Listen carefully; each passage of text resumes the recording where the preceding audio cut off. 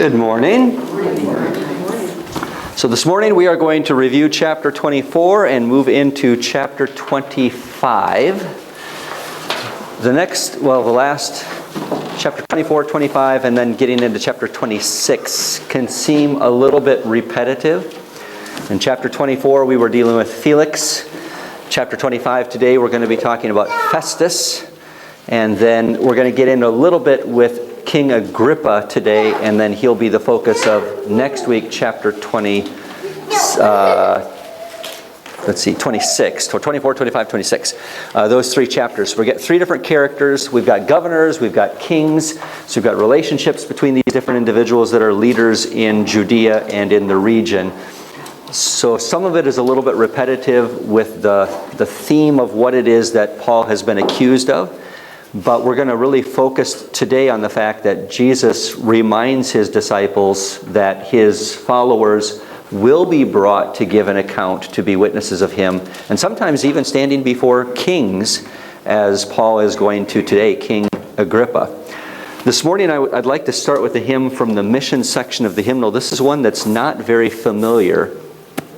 The fellow that wrote this, Karl Bogacki, was a Polish hymn writer, so he was raised in Poland, but wrote in German. And some of it takes us back to Pentecost and the outpouring of the Holy Spirit, and the reminder that it is through the work of the Holy Spirit that his people then do bear witness, just as Paul is going to in these chapters, and as we have the opportunity to as well. So we begin with prayer. Awake, thou Spirit, who didst fire the watchmen of the church's youth, who faced the foe's envenomed ire, who witnessed day and night thy truth, whose voices loud are ringing still, and bringing hosts to know thy will. Lord, let our earnest prayer be heard, the prayer thy Son hath bid us pray. For lo, thy children's hearts are stirred in every land in this our day, to cry with fervent soul to thee, O help us, Lord, so let it be. O haste to help ere we are lost. Send preachers forth in spirit strong, armed with thy word a dauntless host, bold to attack the rule of wrong. Let them the earth for thee reclaim, thy heritage to know thy name. And let thy word have speedy course, through every land be glorified, till all the heathen know its force, and fill thy churches far and wide. O spread the conquest of thy word, and let thy kingdom come, dear Lord. Amen. All right, chapter 24, the review of that chapter, the questions that we have on the back of the chapter 24 worksheet. Question number 1, who came to Caesarea for Paul's trial? There are 3 answers for this one. Ananias. So Ananias, who was Ananias? The high priest. That's one. The elders. The elders. Tertullus. Well, who was Tertullus? A lawyer. He was a lawyer. So he was representing the Jews before Felix. Number 2, how does Tertullus begin his speech to Felix? Yeah, okay, so he's trying to butter him up, isn't he? He's trying to make him look good, even though he didn't have many good qualities to emphasize. So he's lying a little bit along the way in order to represent, or at least to get his goodwill. Number 3, what are the charges that are brought against Paul by the Jews? What's the first one? Troublemaker. Okay, so he's a troublemaker. Some of the translations use a little bit of a different word, but what's that? Plague. Okay, he's a plague, and Dissension. yeah, so he's stirring up dissension among the Jews. So the troublemaker, the idea of a plague, this is bad for our society. How is he doing that? By stirring dissension among the Jews, and then he says throughout the entire world. So not just here, but throughout the entire world. How about 2? Second accusation. Stirring up riots as well. Well, that would have been the one that, those are kind of connected. He is a plague or a troublemaker by stirring up dissension. Ringleader of the Nazarene. Okay, so number 2 is he's a ringleader of the sect of the Nazarenes. So remember, this is the whole idea here is that He was a propagator of an illegal religion among the Romans. So he is a ringleader of the sect of the Nazarenes, was argument number 2. What was the third accusation? Profane the temple. All right, so he was going to desecrate, or he tried, the word there is, he tried to desecrate the temple. So those are the 3 arguments, in essence, that are laid out by Tertullus. And then what does he have to say about Lysias, the Roman commander? He took Paul out of their hands. Yeah, and how? Violently. So we had things under control until Lysias came down and he violently took Paul out of our charge. So again, there's this idea that you Romans shouldn't have stepped in. We had things under control, was the argument that Tertullus was making.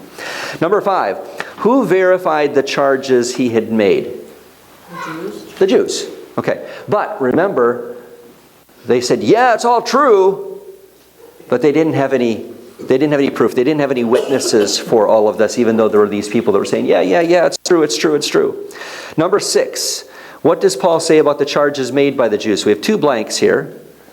He didn't argue with anyone at the temple. Okay, so he did not come, he was not having a debate or even a discussion with anybody at the temple. He did not cause any riots. That was number 1. What was the second argument that Paul made? This is an important one. Leanne, I think, touched on this. They couldn't prove the charges. Yeah, they have no evidence. There's no one to prove the things that they are saying. So I came to worship, to bring this offering. He's going to get into that later on in some of the following verses. I had no discussions with people. All of this was started by other people, which we're going to get into in one of the next questions coming down. Number 7, how does Paul use this as an opportunity to profess his faith in Jesus? He's a follower of the Christian. Yeah, he says, okay, I am a follower of, what did he call it? What was the phrase? The way. The way. So again, he doesn't mention the name of Jesus right here, but he says, I am a follower of the way. And we're going to get into that with some of the future questions too. Number 8, how does he present the Christian faith? When he talks about this religion of the way, how is it presented to Felix? Is that where it comes in, believers of the prophet? Yes. So he's saying that Christianity, or those who are followers of the way, are actually the proper descendants of the Old Testament religion. They're the proper adherents to the religion of the Old Testament. So it's not the Christian religion that's illegal. If you're going to look at it, that's the charge that's going to be made, because they are the proper followers of what was foretold by the prophets in the Old Testament. Good. Number 9, what does Paul say was the cause of the commotion in Jerusalem? Brought a Greek into the temple, and he was accused. Correct. Maybe this would be better if it was who does Paul say? The Jews from Asia. The Jews from Asia. They were the ones who made the assumption that Kayla was talking about, that he had brought Trophimus into the temple. But the ones who actually stirred up the riot were those Jews who had followed him from Asia, recognized him, and made an assumption about what he had done in the temple. Good. Number 10, what does Felix decide to do with the case? Yes.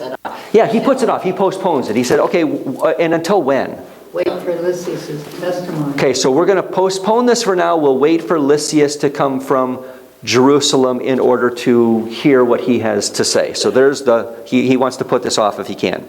Number 11, what kind of accommodations did Paul have?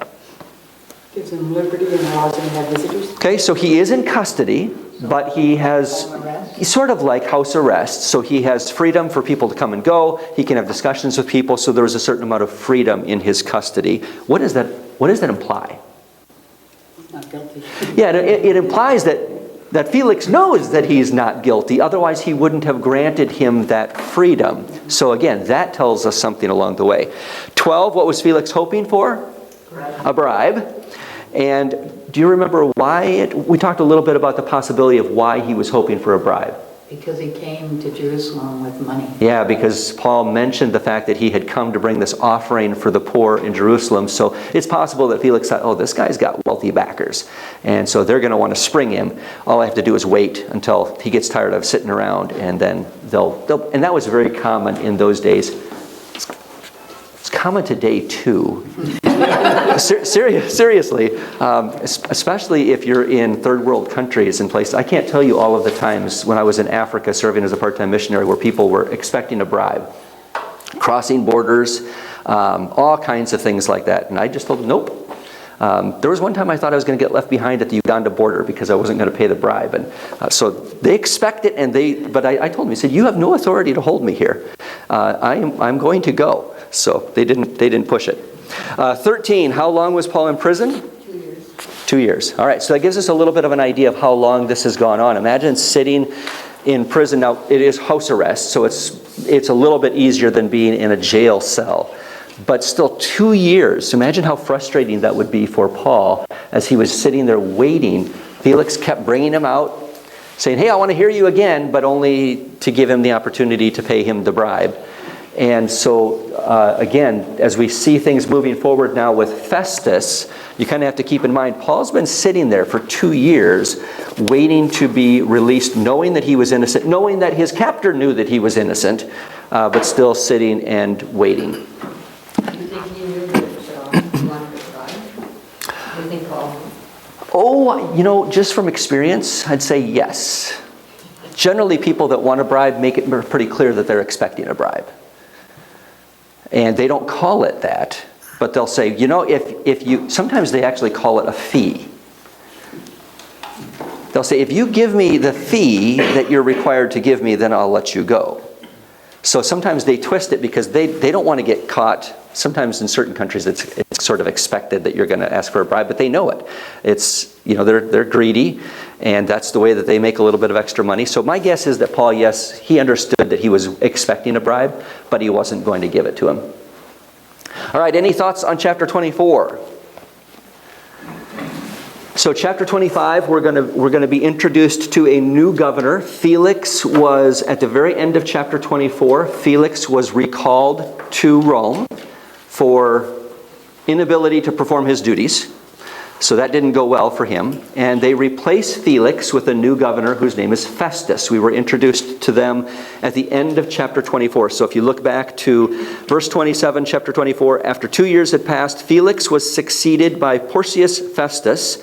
And wishing to do the Jews a favor, Felix left Paul imprisoned. So he did not, at the end of his term, before he was done, let Paul go and get that thing done with.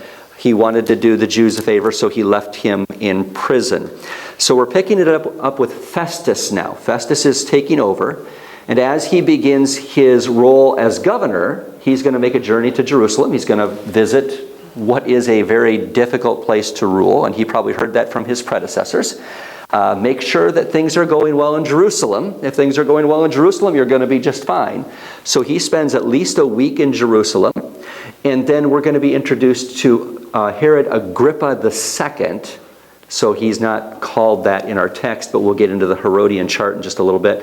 Herod Agrippa II is the one who is king at this time. And he comes up, so he's sort of under the governor, so he's called king, and we would think king would be above a governor, right? But it's the other way around in this order. The governor had a large territory. A king was underneath him in a smaller territory. So King Agrippa was in charge of Jerusalem and part of Judea underneath Festus. So these two guys are going to have to work together. And it's going to be important that Agrippa comes up and meets Festus, and they iron out some details and say, okay, let's make sure that we're on the same page. So that's where Agrippa is going to come in connection with the introduction to Paul. Yes? I'm just curious, is one a Roman officer and the other a Jewish king, or is that not a Jewish king? No. Yes and no. They were both Roman offices. But the Herodians, all right, you forced me to do it.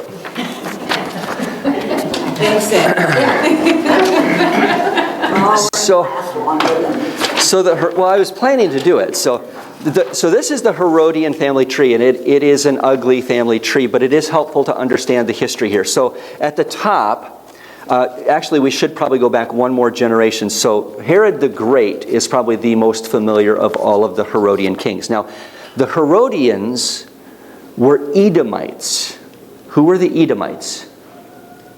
Descendants of Esau. Descendants of Esau. Okay, so when Jacob and Esau are born, and we have the prophecies that God gives to their mother about them, it talks about Esau breaking off the bonds of his brother. So generally the Edomites were under the rule of the people of Judah, the children of Israel. But in this time frame, you have the Edomites, for the last time, ruling over the children of Israel. So Herod the Great, he was a mess. He was a very smart individual. He's the one who built the temple that Jesus would have walked in. He was the one who built Caesarea Maritima, where Paul would be staying right now. He named it after Caesar in order to, again, butter things up with that king.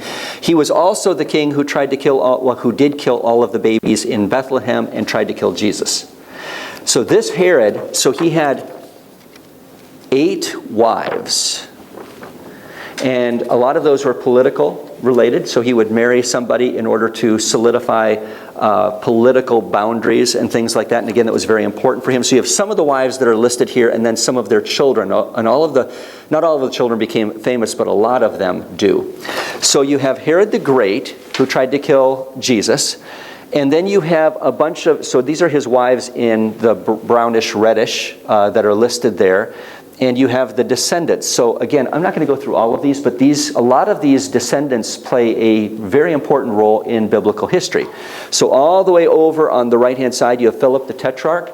He's mentioned in Scripture because he was the one who was the father of Salome, who requested the head of John the Baptist. But his wife, Herodias, left him and married, that would be Herod Philip. It is a very complicated family tree. Similar names. So Herod Philip is the one who was the father of Salome. Salome had a relationship with her uncle, Philip the Tetrarch. Again, really messy. Question? Yes. For number 3, Herodias, is Yep. that a lady? Yes, Herodias is a woman. Yep. And she took on the name. You get the Herod name connected with it also. So she was a daughter. So you see the connection here? So she was she would have been a granddaughter of Herod the Great through daughter of Herod the Great through Mariamne. And then she married what would have been her cousin, and then had a relationship with another cousin. And so I wanted to focus on the ones that are really important. So Herodias, and then Herod Antipas is the one who had John the Baptist beheaded. Okay, so there's another Herod who was involved in trying to slow down the work of the gospel. And then we get down to the next generation in the blues, and these are the ones that we've been talking about more recently. So before we had Drusilla. At the very middle of it, Drusilla was married to Felix, who was the previous governor in Judea and the area, and was exiled or taken back to Rome. Okay, so that would be a sister to the one that we're talking about now. Herod Agrippa II is the son of Herod Agrippa I, and Herod Agrippa I was the one who had James put to death and who had imprisoned Peter and was going to put Peter to death, except for that angel brought him out of the prison. So remember when we discussed that in Acts? So that was his father. So he comes from a long line of individuals who are opposed to the message of the gospel. Now, we don't hear anything specifically bad about this Herod Agrippa II in the scriptures themselves, but just know that he comes from a long line of individuals who are pretty messed up, who are very power hungry. Herod the Great, I was going to talk about him. Herod the Great, he had these 8 wives. He killed many of his own children, because he was afraid that they were going to take his power. Actually, some of them were plotting against their father to kill him, and he found out and had them killed at first. And then he exiled some of his wives to other places because they were involved in the plots against him. So again, very, very complicated family tree because of all of the intermarriage and the relationships between all of them. And I just kind of wanted to focus down here on the end of Herod Agrippa II because he's the one that we're talking about in this text. So he's the one that's going to come up when we get to the second half of chapter 25 and then into chapter 26. Now, knowing this, we were told that Drusilla was a Jewish, so we have some history behind some of these, that these individuals are at least going to be familiar. So Luke had told us that Drusilla was familiar with the way, and that her husband Felix was familiar with the way because of her relationship with the Jews. And the same thing is true with Agrippa and his sister. And notice there's a question mark as to whether or not they had an affair of some kind together. Also, the text tells us that it was his sister that was there, but history tells us that they might have had a relationship also. So again, just very, very complicated family history. And we have bits and pieces of this family throughout biblical history as well. So, yes? Okay. So Drusilla was a Jew, right? She was Jewish, right. Okay. She was a Jewess. So possibly through her, we don't have the mother in all of this, but possibly through the mother that so her father would have been, again, of Edomite lineage, but her mother... Oh, that way, okay. Correct. Okay? Makes perfect sense, right? You got it all now. So you'll be ready for your test next week. All right, so chapter 25, we're going to back up to Festus. So Festus, we're going to have in this chapter Paul appealing his case. So Felix has held him for 2 years. Festus is going to go and introduce himself to the people in Judea. And again, they're going to say, hey, what about Paul? They're going to bring it up right away. They're going to exert their authority and say, hey, you got this guy in jail up there. We want him prosecuted. So they're going to try to get that going right away. And we'll see his political nature come out and how he's very careful in what he says and how he says it as he deals with their accusations. So chapter 25, verse 1, is there a volunteer to read the first 12 verses? 3 days after arriving in the province, Festus went up from Caesarea to Jerusalem, where the chief priests and Jewish leaders appeared before him and presented the charges against Paul. They urgently requested Festus as a favor to them to have Paul transferred to Jerusalem, for they were preparing an ambush to kill him along the way. Festus answered, Paul is being held at Caesarea, and I myself am going there soon. Let some of your leaders come with me and press charges against the man there, if he has done anything wrong. After spending 8 or 10 days with them, he went down to Caesarea, and the next day he convened the court and ordered that Paul be brought before him. When Paul appeared, the Jews who had come down from Jerusalem stood around him, bringing many serious charges against him, which they could not prove. Then Paul made his defense. I have done nothing wrong against the law of the Jews or against the temple or against Caesar. Festus, wishing to do the Jews a favor, said to Paul, Are you willing to go up to Jerusalem and stand trial before me there on these charges? Paul answered, I am now standing before Caesar's court, where I ought to be tried. I have not done any wrong to the Jews, as you yourself know very well. If, however, I am guilty of doing anything deserving death, I do not refuse to die. But if the charges brought against me by these Jews are not true, no one has the right to hand me over to them. I appeal to Caesar. After Festus had conferred with his council, he declared, You have appealed to Caesar you will go.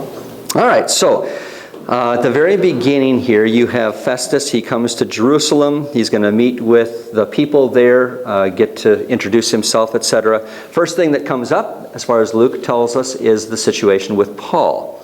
Now, we had talked about this a couple of chapters ago. The last time that there was a plot against the Apostle Paul, we can't actually say that it had to do with the Jewish leaders because the text doesn't tell us that. This time it does. This time it says that the Jewish leaders were involved in the plot against Paul. And again, they tried the same thing that was tried several chapters earlier. Let's have him brought down to Jerusalem so that we can ambush him with the intent, Luke tells us, to kill him. So they wanted to take matters into their own hands.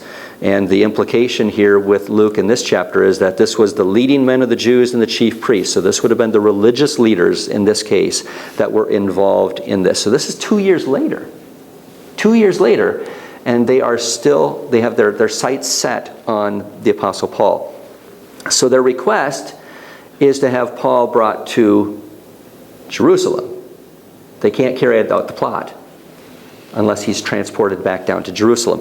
Now, it's possible that Festus knows all of this. He's heard this from Felix. And so he's going to be very careful. He says, I'm not going to bring him down to you guys. You guys come up to Caesarea. He says, I'll be back up there in a few days. You come up there and bring your charges against him there. So that's the plan. He makes it back to Caesarea. He sets up a day. The Jews come up in order to charge Paul with whatever it is that they want to accuse him of. And we don't get the details in chapter 25 that we've had in previous chapters. But what are we told? What does Luke tell us about the charges that are brought against Paul? They're not true. Okay, they're unfounded. You can't prove them. Now, Paul gives us some insight as to what the charges are. And that's in verse 8. What are the three categories? He's defending himself. The law of the Jews, Okay. against the temple, or a Caesar. Okay, so these are the same things we've talked about in the last couple of chapters. So the charges haven't changed based on what Paul is saying now. He says, I've done nothing against the law of the Jews. I have done nothing to profane the temple. And I have said nothing to undermine Caesar.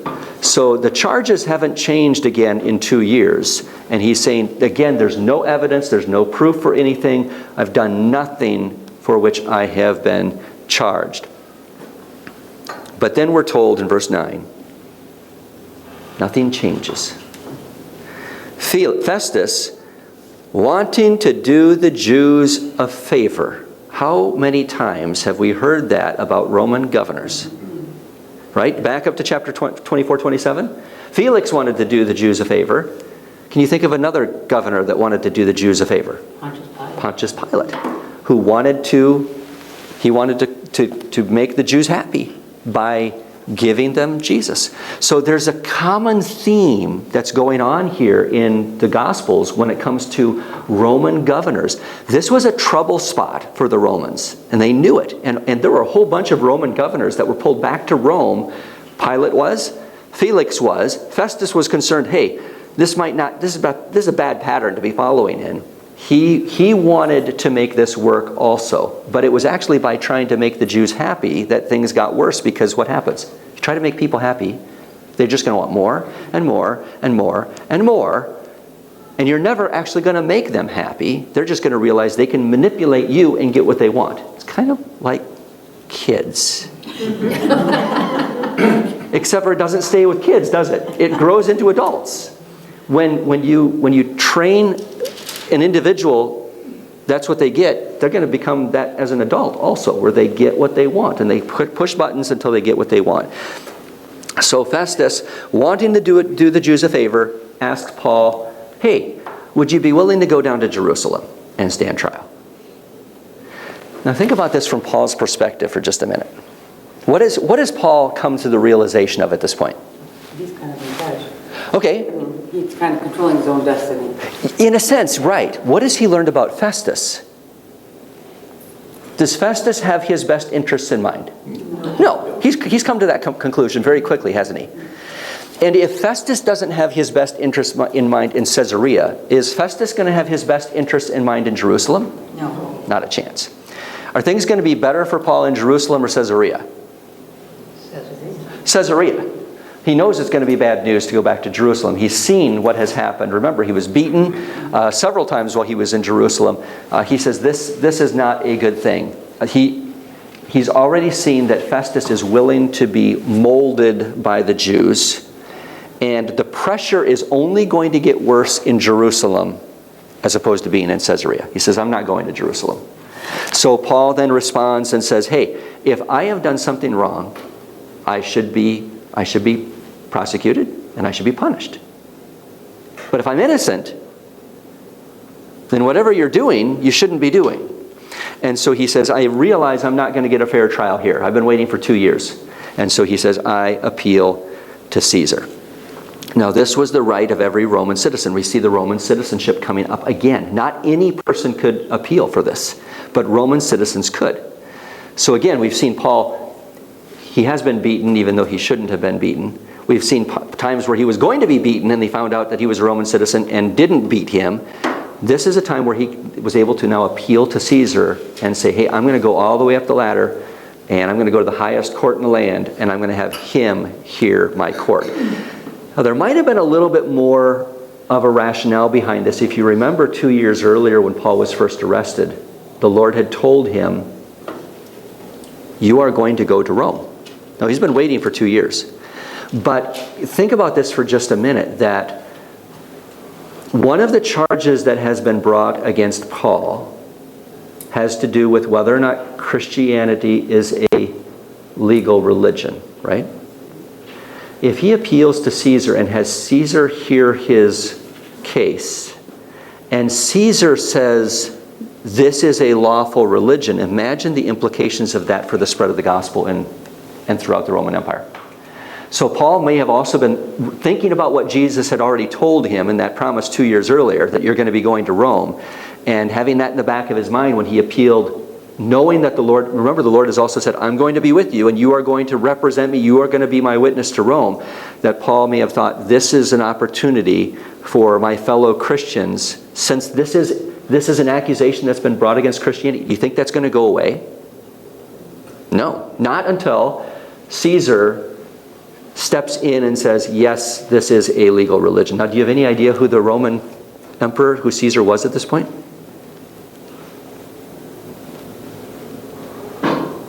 Probably one of the most famous. Alexander the Great. He was Greek. I tried. Yes, he very, very famous. Very, very famous. Yes, probably the most famous individual in history. Nero. Why do we know Nero? Oh, he was not good. That's right. He was not good. Do you remember what he did? He burned Rome to the ground and blamed the Christians for it. So this was not a good guy. Now, he wasn't, Paul, when he appealed to Caesar, that didn't necessarily mean he was going to stand before Caesar. It meant Caesar's court. But still, it's going to be Nero who's going to put Paul to death, ultimately. Now, he's going to be found innocent when we get to chapter 28. I think we don't quite, the book of Acts doesn't actually tell us the end of of Paul's life. But he does stand before Caesar. He is exonerated. He's set free. He is captured again later on, and he is put to death by Nero. At this point, Nero wasn't as crazy as he would become later on. And there's a lot of historical records that believe that Nero literally lost his mind through some of the things that were going on. So yeah, Nero's the one who's Caesar at this point. He ruled for about 12 years, if I remember correctly, and it would have been at the beginning part of Nero's reign.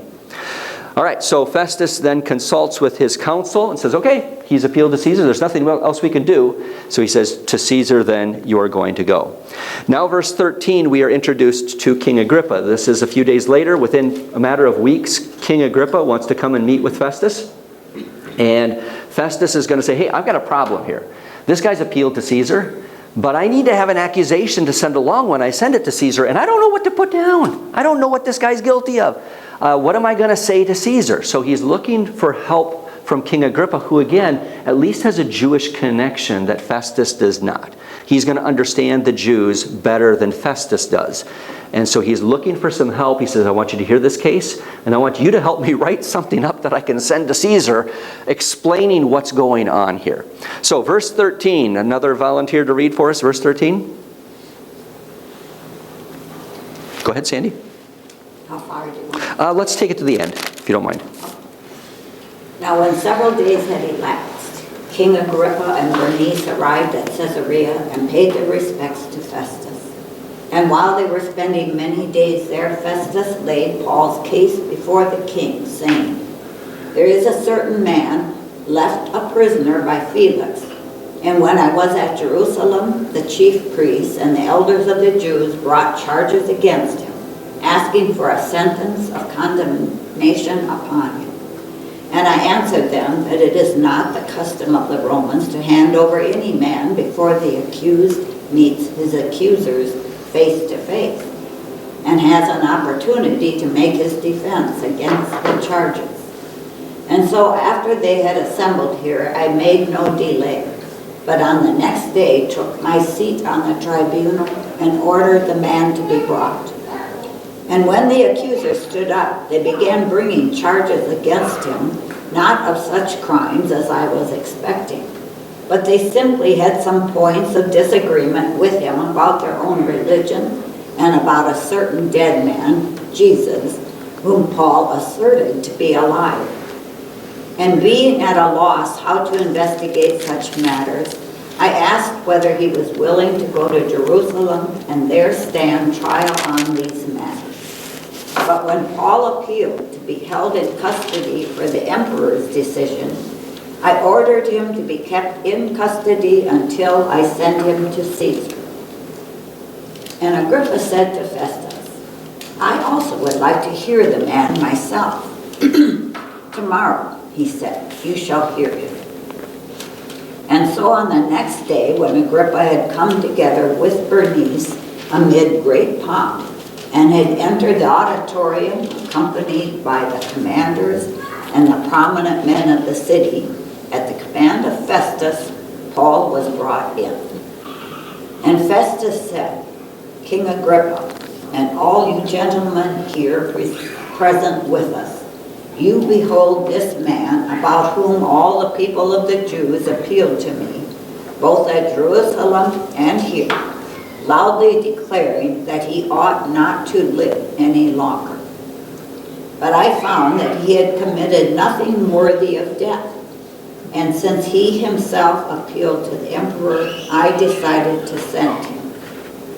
Yet I have nothing definite about him to write to my lord. Therefore I have brought him before you all, and especially before you, King Agrippa, so that after the investigation has taken place, I may have something to write. For it seems absurd to me in sending a prisoner not to indicate also the charges against him. All right, so there's Festus's overview of the situation to King Agrippa and the help that he's looking for. He basically describes what has happened over the last, he goes back even a little bit before that, but what did you notice that Festus said to King Agrippa about his view of Paul?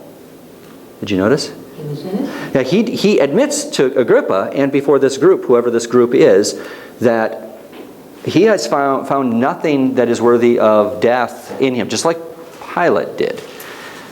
And he's also pointed out that the Jews want him put to death. He's mentioned that twice in this section, that when they look at what it is that they've accused him of, he is worthy of death. Twice they have brought that up, that he needs to die for what he has done. He says, I just see this as a religious dispute.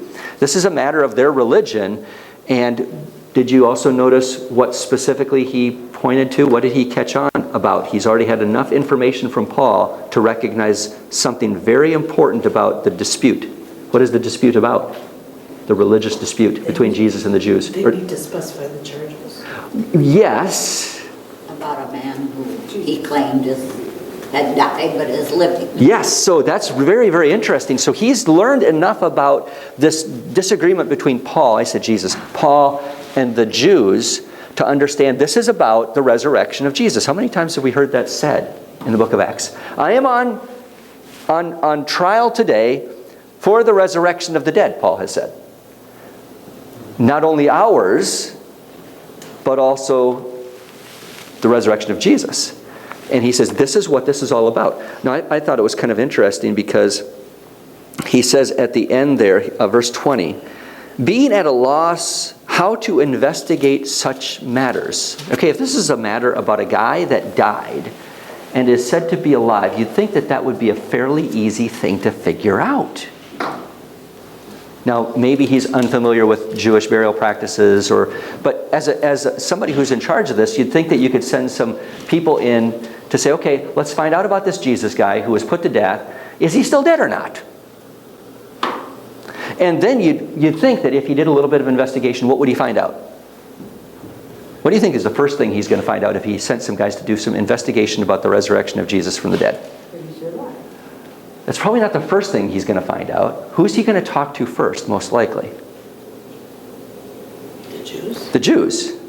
And what are the Jews going to say? That he died, and? The disciples told him. And the disciples stole his body away. Remember, the soldiers were bribed? That's the story that's going to be told. But again, if you dig a little bit deeper, then the question is, okay, well, where did the body go? Yes, they might have stolen the body away, but where did they put it? Has anybody looked into this? So again, from a legal perspective, he says, well, I don't even know where to start. This seems like a pretty easy place to start. There's a missing body, or maybe not a missing body. There's a body. Let's see if we can find the body. Let's start with that. And if we can't find the body, then we try to find out what happened to the body. There are more difficult cases to solve than this one. And so he says, I just don't know what to do with this particular case. And so he says, that's what I'm asking you about, King Agrippa. He said, you should know about this kind of stuff. So Agrippa is eager to hear about Jesus. He probably is, again, familiar with some of the things that have taken place, just like others have been. And it'll be interesting as we get into chapter 26 to hear Paul now as he gives his defense to Agrippa, knowing that Agrippa has at least a familiarity with the issues within Judaism, the distinctions between the Pharisees and the Sadducees and Christianity. And so this is going to be a neat chapter, because in chapter 25, we had one quote from Paul. That was it. He says, this is what I'm being charged, these three things, and these things aren't true. But we're going to get a nice sermon in chapter 26 where Paul highlights the gospel, what Christianity is all about, as he tries to show Agrippa and to witness to Agrippa and say, this is what I believe, this is why I believe it, this is why you should believe it too. So this will be a pretty neat chapter. 26 is a very powerful one as Paul gives his actual defense before Agrippa and also Festus. So any questions, thoughts on chapter 25? This is a little bit more... I just looked at the timeline, and you mentioned the aspect of, they had this huge problem about the resurrection, and that was the base of it. And I looked at it, I go, this is all happening 28 years Correct. After the resurrection of Jesus. Correct. It's like bringing up a cold case or something. It is, yeah. That's a good point. So we've talked a little, 30 years, so you're talking about a generation. We've talked about how some of these individuals, like I think it was Dory mentioned Ananias at the very beginning. So Ananias was a new high priest. He wasn't around. Well, he might have been around, but he wasn't involved in the death of Jesus. So you're right. This is a whole new generation at this point. And yet, if you were to do a little bit of investigation, there's going to be certain information that's still going to be available. It is going to be more difficult because it's 30 years later. It's not like it was yesterday or a month ago or even 2 years ago. This is going to be a little bit more complicated in sorting through all of it. And maybe that's a little bit about what Festus was trying to point out. We don't know whether or not Paul gives an indication of how long ago this has taken place. Whether Festus knows it was 30 years ago or not, we don't know. But it was still going to be a little bit of a challenge. I think it was probably more on his part just not wanting, or maybe not caring, with some of these Roman leaders. It wasn't so much that they were excited about trying to find it. If you get a good cold case investigator, right, they're going to dig into it. They want to know the answer. I get the impression from Festus, he wasn't one of those guys. He's like, I'm not really all that interested in this. I want somebody else to do the work for me. But 30 years makes a difference. Yeah, that timeline that John is talking about, so if you haven't picked that up, that can be helpful. The timeline sheet that gives us a little bit of the years of where Paul is along the way, and that sheet's over there too. Helpful to have a little bit of a background information so you can kind of put everything in its chronological perspective. And as John mentioned, it gives you an idea, perspective. Oh, this was almost 30 years ago that this took place. So we read through the book of Acts in a year, or 8 months, and so it seems like it's all closer together than that. But we've covered 30 years since we started. We've covered 30 years since we started the book of Acts. It's like time traveling. So we've covered a lot of ground over the course of this study in the book of Acts. A little bit different than what you have in the Gospels. You know, the Gospels cover about 30 years too, just a little bit more than that. But the majority of the Gospels are covering 3 years. And a large portion of the Gospels cover 1 week. So 1/4, almost a third of the 4 Gospels record the events of 8 days, from Palm Sunday to Easter. So it's pretty incredible to think about how quickly we can go through that short time frame. And so time flies as you're reading through these things. Did somebody else have a comment? I thought I saw another hand. Where's this timeline? It should be on the shelf. I'll grab one for you after we're done. I've got one over there. If anybody else needs one, let me know. All right, so next week we're up for chapter 26 then. We'll get Paul's defense before Herod Agrippa and his sister Bernice. Let's close with the benediction. In the grace of our Lord Jesus Christ, the love of God and the fellowship of the Holy Spirit be with you now and always. Amen.